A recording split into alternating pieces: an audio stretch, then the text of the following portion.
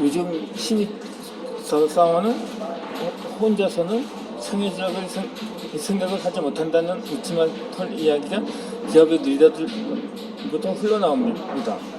서비스업 안내부서에서는 20년 넘게 일한 베테랑이 요즘 90년대생이 흔하게 내뱉는 말을 알려줬습니다. 질문하지 마시고 그냥 답을 주시면 안 되나요? 라면서 질문하고 싶지도 않고 질문받고 싶지도 않고 답을 찾는 수고도 하고 싶지 않다는 얘기입니다. 인터넷 검색을 해도 원하는 답이 나오지 않으면 바로 당황하고 불안해한다고도 했습니다. 그렇다고 포기할 것인가? 그는 답만 주고 시키기만 할 것인가요? 우리나라의 교육이 예쁘도 질문을 받거나 하지 않는 식의 이른바 주의식 교육이 이어지다 보니까는 완전히 그 습관이 된 것이 아닌가 하는 생각이 듭니다. 그러므로 코칭이 해결책입니다.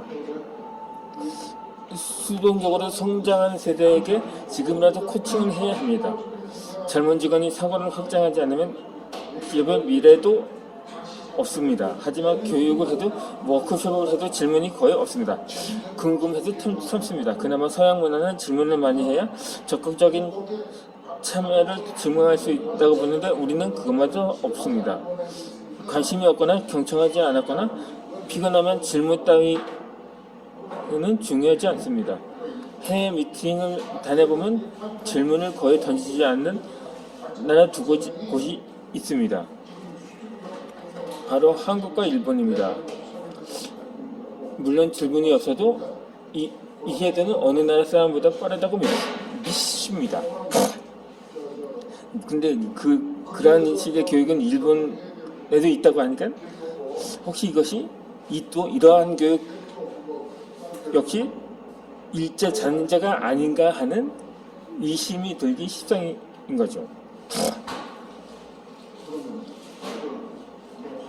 좌우지간 질문하지 않는 문화는 또 다른 부작용을 낳습니다. 글로벌 기업이 한국에 진출한 후에 크게 성장해서 본사로 파견 나가는 한국인 직원은 상당히 적습니다. 글로벌 미팅 때 거의 질문하지 않아 존재감을 드러내지 못하기 때문이라는 해석이 맞습니다. 맛이 저평가된 주식 같은 존재가 되는 것입니다. 따라서 두려워하지 말고 적극적으로 질문해서 존재감을 드려야 합니다. 입을 떼고 질문을 하는 순간 그 존재는 각인되기 시작합니다. 모든 세상이 궁금해서의 정상 아닌가요? 인간의 사고는 질문을 통해 확장될 수 있기에 무조건 질문을 해야 합니다. 여기서 코칭이 질문도 양성하고 인재도 양성하는 역할을 수행하는 것입니다. 혹시 직원으로부터 영양가 없는 엉뚱한 질문을 받게 돼도 리더는 당황하지 말고 표정 관리를 해야 합니다. 계속해서 이상한 질문을 던져도 더 진지하게 그 심을 들여다봐야 합니다. 그러기 위해서는 흥미로운 질문이나 왜 그렇게 생각한 거지와 같은 반문이 필요합니다. 어렵게 질문한 직원의 길을 죽이지 말아야 합니다. 엉뚱한 사고가 전혀 기대하지 않은 매출을 가져올지 누가 알겠습니까? 이처럼 인류의 큰 발전은 대개 엉뚱한 질문에서 시작되었습니다. 참여하지 못한 질문은 뇌 속에서 돌이 됩니다. 점점 자라서 사고의 혈관을 맞게 되는 것입니다.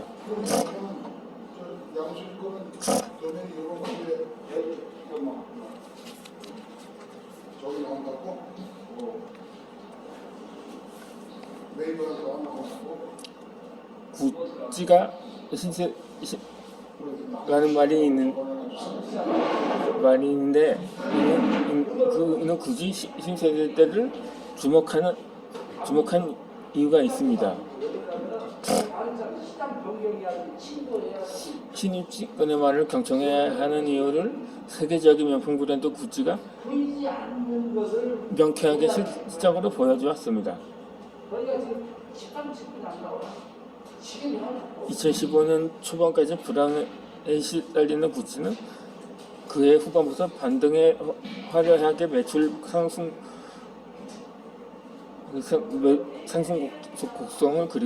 곡선을 그리고 있습니다. 이 사실 구찌는 명품이긴 하지만 젊은 층들에게는 굳이 살 이유가 없거나 환영받지 못하는 낡은 느낌을 주는 브랜드였습니다. 2015년에 새로 선임된 마르코 비자리라는 신입 최고 경영자는 신입 직원의 말을 경청하는 리버스 멘토링, 즉 회의를 도입했습니다. 이는 기존 경영진이 밀레니얼 세대의 언어라든가 습관 등을 당사자들로부터 배우고 이해하기 시작했습니다.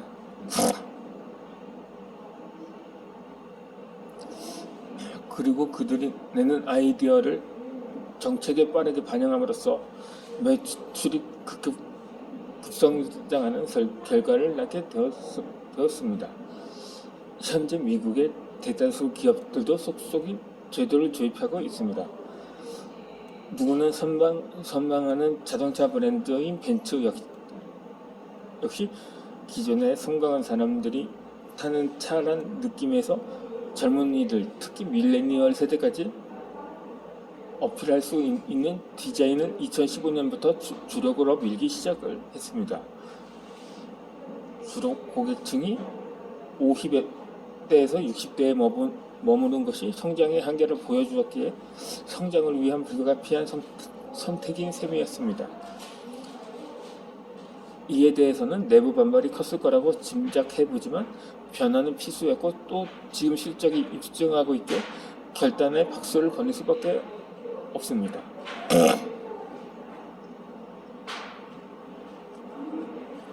이 필자는 아디다스 코리아에 15년 이상 재직하면서 독일식 사고와 의사결정을 충분히 체감할 수 있는 기회를 가졌습니다.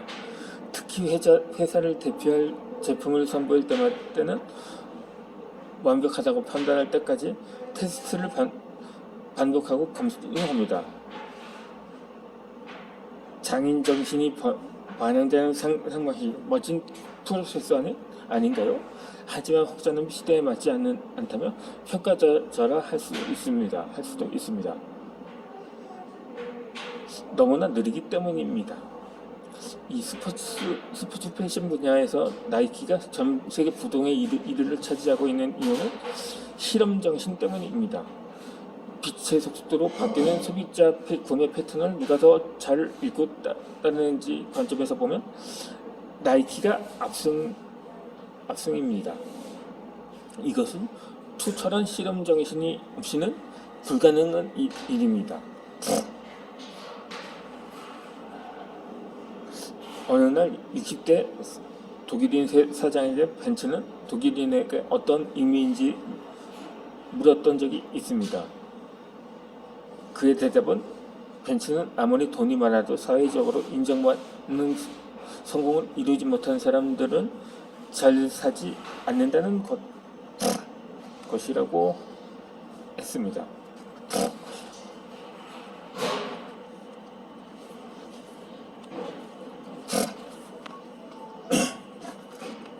소비자 역시 검증된 소비자만을 타깃으로 삼았던 것입니다. 국내판과도 이가 크게 다르지 않았습니다. 이것이 벤츠의 고급 이미지 전략이었지만 젊은 층에게는 부담으로 다가갔습니다.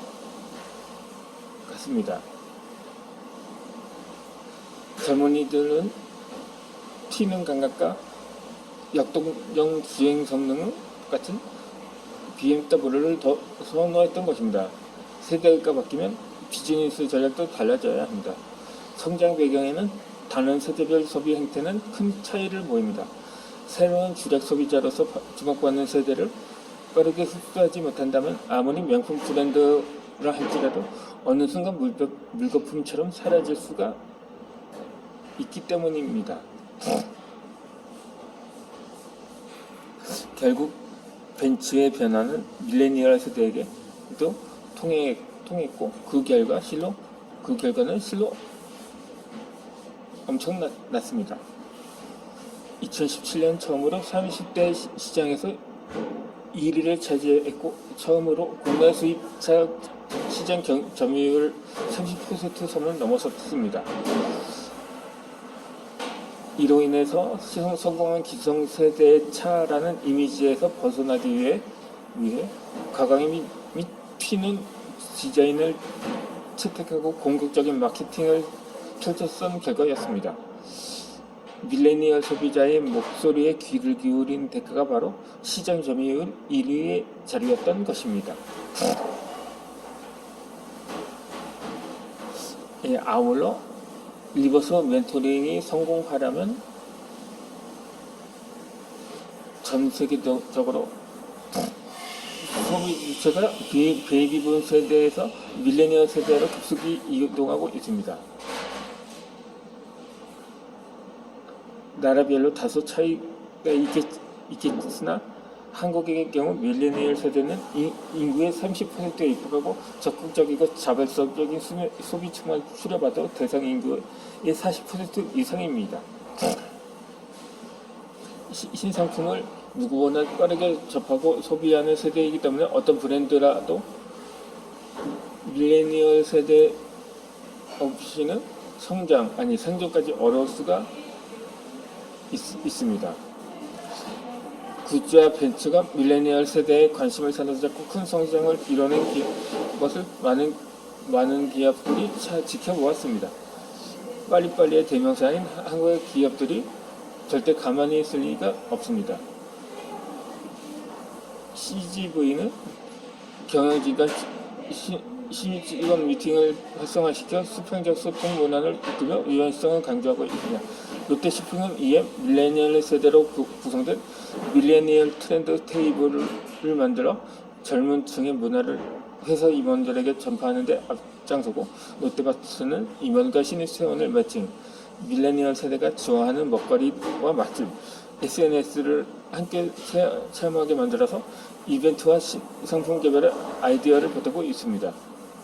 이밖에도 사례들이 넘쳐나는데 모두 아우르면 리버스 멘토링으로 부를 수 있습니다. 밀레니얼 세대의 새로운 트렌드를 경영진은 물론 사내 전체에 공유하여 변화하는 시장 환경 혁신을 이끌 계기를 만들겠다는 것입니다.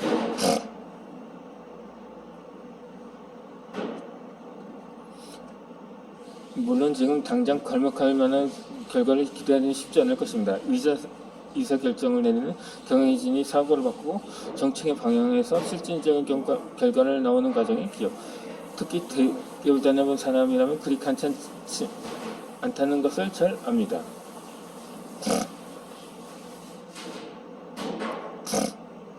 결국 리버스 멘토링이 성공하는 데 가장 중요한 것은 경영진의 태도입니다.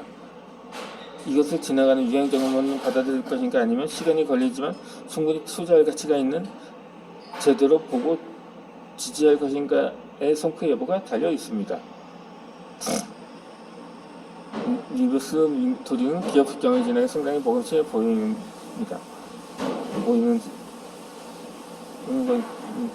제도입니다. 그러면 이어서 영상을 올려드리도록 하겠습니다.